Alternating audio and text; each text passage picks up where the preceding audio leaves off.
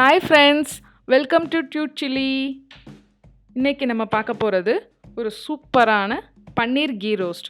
இது வந்து ரொம்ப டேஸ்ட்டாக இருக்கும். நீங்கள் வந்து கண்டிப்பாக ட்ரை பண்ணி பாருங்கள். அதுக்கு முன்னாடி இந்த சேனலை நீங்கள் ஃபஸ்ட்டாக பார்க்குறதா இருந்தால் கண்டிப்பாக லைக் பண்ணுங்கள், ஷேர் பண்ணுங்கள், அண்ட் ஆல்சோ சப்ஸ்கிரைபும் பண்ணிடுங்க. இப்போ வாங்க செம்மையான சைடிஸ் எப்படி பண்ணலான்னு பார்க்கலாம். அதுக்கு 1 டேபிள் ஸ்பூன் அளவுக்கு சீரகம், 1 டேபிள் ஸ்பூன் அளவுக்கு மிளகு, 1 டேபிள் ஸ்பூன் அளவுக்கு மல்லி, 1 டேபிள் ஸ்பூன் அளவுக்கு சோம்பு, 6லேருந்து 7 வரை பெரிய வரமிளகாய் எடுத்து வச்சுருக்கேன். இப்போ இதை நம்ம ஃபஸ்ட்டு ட்ரை ரோஸ்ட் பண்ணிடலாம். அதுக்கு ஒரு பேனை சூடு பண்ணி அதோட இதை எல்லாத்தையும் சேர்த்துக்கலாம். 1/4 டீஸ்பூன் வெந்தயம் சேர்த்துக்கிறேன் அதோட. இப்போ வந்து சிம்மில் வச்சுட்டு இதை நல்லா ட்ரை ரோஸ்ட் பண்ணிடலாம். ரொம்ப கரிஞ்சிடக்கூடாது. ஒரு 2லேருந்து 3 நிமிஷம் வரை மிதமான சூட்லேயே வச்சு நல்லா ட்ரை ரோஸ்ட் பண்ணிக்கலாம். உங்களுக்கே தெரியும் பார்த்தா அது வந்து ஓரளவு கோல்டன் ப்ரௌன் ஆகிற அளவுக்கு ட்ரை ரோஸ்ட் பண்ணிக்கலாம். இப்போ நல்லா வறுத்துட்டேன். இது வந்து கூலாகட்டும். நல்லா ஆறின பிறகு ஒரு மிக்ஸி ஜாரில் இதை மாற்றிக்கலாம். இப்போ இதை ஒரு மிக்ஸி ஜாரில் நான் மாற்றிட்டேன். இதில் 4லேருந்து 5 வரை வெள்ளை பூண்டு சேர்த்துக்கோங்க. என்கிட்ட இஞ்சி பேஸ்ட்டு நான் தனியாக அரைச்சி வச்சுருக்கனால 1 டேபிள் ஸ்பூன் அளவுக்கு இஞ்சி பேஸ்ட்டு சேர்த்துக்கிறேன்.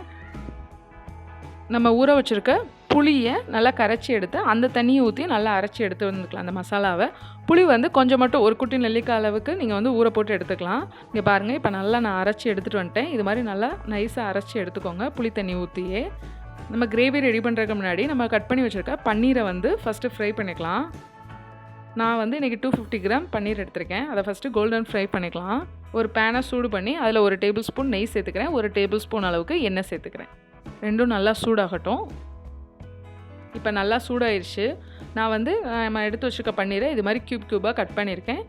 இதை வந்து இப்போ நம்ம சேர்த்துக்கலாம்.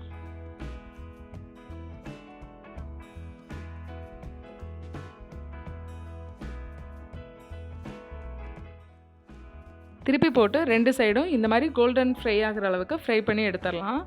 இப்போ 2 சைடும் நல்லா கோல்டன் ஃப்ரை ஆகிடுச்சு. இதை ஒரு பிளேட்டில் எடுத்து மாற்றிக்கலாம். இந்த பேன்லேயே நம்ம நெய்யும் ஆயிலும் சேர்த்தனால 2மே மீதம் இருக்குது. இதிலையே வந்து நம்ம இப்போ கிரேவி ரெடி பண்ணிடலாம். உங்களுக்கு இன்னும் கொஞ்சம் நெய் வேணும் அப்படின்னா நீங்கள் வந்து ஒரு 1/4 டீஸ்பூன் நெய் சேர்த்துக்கோங்க. இப்போ நல்லா எண்ணெய் சூடாயிருச்சு. இதோட நான் வந்து ஒரு பெரிய வெங்காயத்தை நல்லா பொடி பொடியாக நறுக்கி வச்சுருக்கேன். இப்போ சேர்த்து நம்ம வதக்கிடலாம்.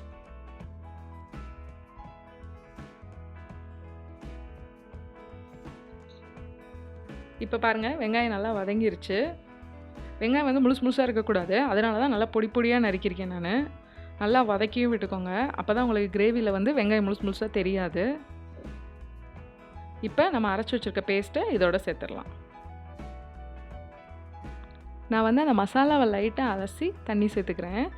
நீங்கள் இல்லைன்னா நல்லா வலிச்சு விட்டுட்டு தண்ணியும் சேர்க்காம கூட நல்லா வதக்கி விட்டுக்கோங்க.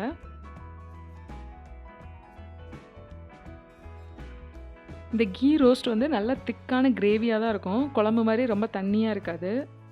அதனால் மசாலாவோட பச்சை வாசனை போகட்டும். அது வரை 2 நிமிஷம் நல்லா வதக்கி விட்டுக்கோங்க. நான் இப்போ நல்லா மசாலாவை வதக்கிட்டேன்.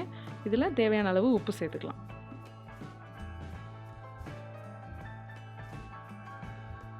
உப்பு சேர்த்து நல்லா மிக்ஸ் பண்ணி விட்டுக்கலாம். 1 டேபிள் ஸ்பூன் அளவு தயிர் சேர்த்துக்கோங்க இதோட.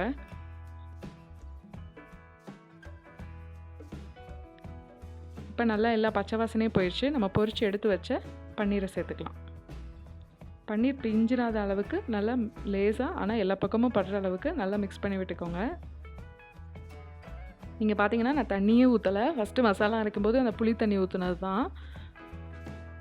ஏன்னா இது வந்து நல்லா இது மாதிரி கெட்டியாக நல்லா கீ ரோஸ்ட் மாதிரி தான் இருக்கும். பன்னீர் ரோஸ்ட் மாதிரி தான் இருக்கும். அதனால் நம்ம ரொம்ப தண்ணி சேர்க்க தேவையில்லை. இப்போ நல்லா மசாலாவோட பச்சை வாசனைலாம் போயிடுச்சு. நம்ம வந்து இந்த நேரத்தில் 1/4 டீஸ்பூன் நெய் சேர்த்துக்கோங்க. நெய் வந்து நல்லா உருகி உங்களுக்கு வந்து நல்லா டேஸ்ட் கொடுக்கும் லாஸ்ட்டாக சேர்க்குறப்ப.